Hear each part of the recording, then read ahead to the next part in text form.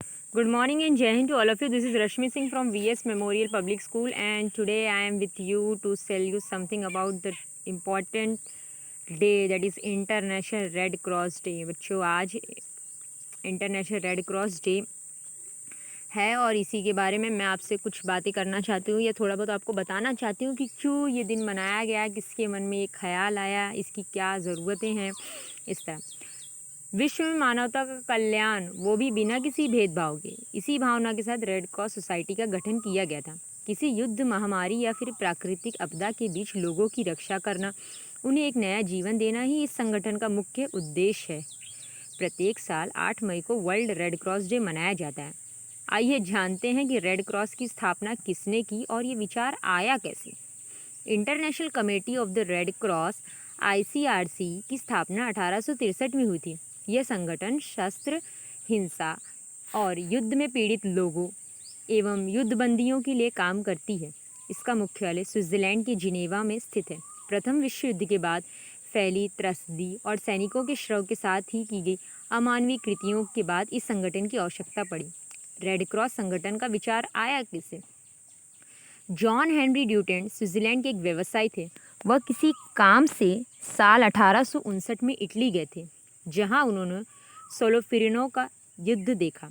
एक ही दिन में उस युद्ध में 40,000 से ज़्यादा सैनिक मारे गए और घायल हुए थे। उस वक्त घायल सैनिकों की देखरेख के लिए कोई मेडिकल टीम नहीं थी। उनकी देखभाल करने वाला वहां कोई मौजूद नहीं था। इस दृश्य को देखकर ड्यूटेंट काफ़ी दुखी हुए। उन्हें कुछ लोगों के साथ मिलकर उन्होंने कुछ लोगों के साथ मिलकर घायल सैनिकों की मदद करने का बीड़ा उठाया। ड्यूटेंट और उनके संगठन के लोगों ने घायलों तक खाना और पानी पहुंचाया, घायलों के उपचार किया और उनके परिवार के लोगों को पत्र लिखा। इस पूरी घटना का जिक्र 3 साल बाद ड्यूटेंट ने अपनी एक किताब में किया था। किताब के अंत में ड्यूटेंट ने एक सुझाव देते हुए ऐसी एक सोसाइटी के गठन की बात कही जो विपरीत परिस्थितियों में लोगों की मदद कर सके, युद्ध में घायल लोगों की सहायता कर सके, और उनके इस सुझाव पर अगले ही साल अमल किया गया। जॉन हेनरी ड्यूटेंट के सुझाव पर फरवरी 1863 में जेनेवा पब्लिक वेलफेयर सोसाइटी ने एक कमेटी का गठन किया। इस कमेटी में स्विट्जरलैंड के 5 नागरिक शामिल थे। कमेटी को हेनरी ड्यूटेंट के सुझावों पर गौर करना था। अक्टूबर 1863 में कमेटी की ओर से एक अंतर्राष्ट्रीय सम्मेलन का आयोजन किया गया। सम्मेलन में 16 राष्ट्रों के प्रतिनिधियों ने शिरकत की, जिसमें कई उपयुक्त प्रस्तावों और सिद्धांतों को अपनाया गया। इस सम्मेलन में कमेटी के लिए एक अंतर्राष्ट्रीय प्रतीक या चिन्ह का भी चयन किया गया। इस मौके पर दुनिया के सभी राष्ट्रों से ऐसे स्वैच्छिक संगठन की स्थापना की अपील की गई जो युद्ध के समय बीमार और जख्मी लोगों की देखभाल करें। इन यूनिटों को नेशनल रेड क्रॉस सोसाइटी के नाम से जाना जाता था।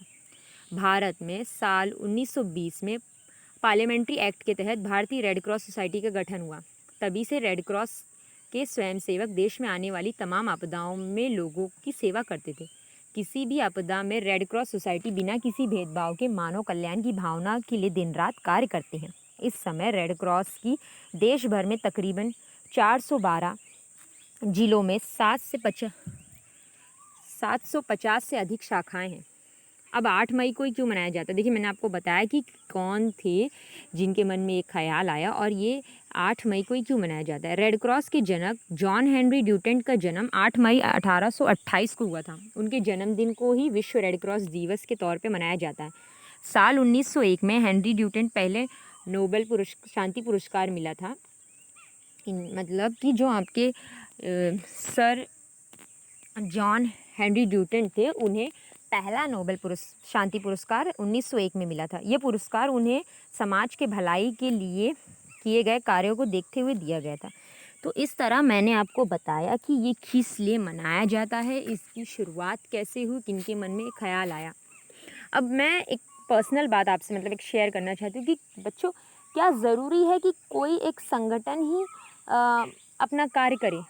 क्या हमारी भी कुछ जिम्मेदारियां नहीं होती अपने देश के प्रति, अपने समाज के प्रति? आज जिस सिचुएशन से हमारा देश या जो आपका पूरा वर्ल्ड जो गुज़र रहा है, ऐसे सिचुएशन में हमें एक साथ मिलकर गवर्नमेंट के गाइडलाइंस का पालन करना चाहिए। जैसे कि इसमें लिखा गया है, you cannot give life but can save life. तुम किसी को जीवन नहीं दे सकते, पर किसी के जीवन बचा सकते हो। तो जीवन बचाने का सबसे आसान तरीका है आप खुद सुरक्षित रहिए, आपका घर सुरक्षित रहेगा, समाज सुरक्षित रहेगा। इस समय जो दी गई गवर्नमेंट की गाइडलाइंस है उनका पालन करिए, घर में रहिए, टाइम को यूटिलाइज्ड करिए, वो एक्टिविटीज़ करिए जो आपको बहुत टाइम मतलब हम कहते हैं ना कि इतनी बिजी लाइफ की वजह से नहीं मिल पाती। जैसे बहुत सारे बच्चे हैं एक्टिविटीज़, क्राफ्ट ये सब कर रहे हैं, तो इस तरह आप अपने डेली टाइम को यूज़ कर सकते हैं। अपने पेरेंट्स के साथ टाइम बिताइए, बहुत कुछ हैं, पर घर से अननेसेसरी बाहर मत निकलिए। बच्चों में तो आपसे रिक्वेस्ट करूँगी ऐसी चीज़ों के लिए ज़िद मत करिए जो आपके पेरेंट्स अभी आपको अवेलेबल नहीं करवा पा रहे हैं इस लॉकडाउन की वजह से। तो आप घर में भी रह कर अपने देश को सुरक्षित रख सकते हैं।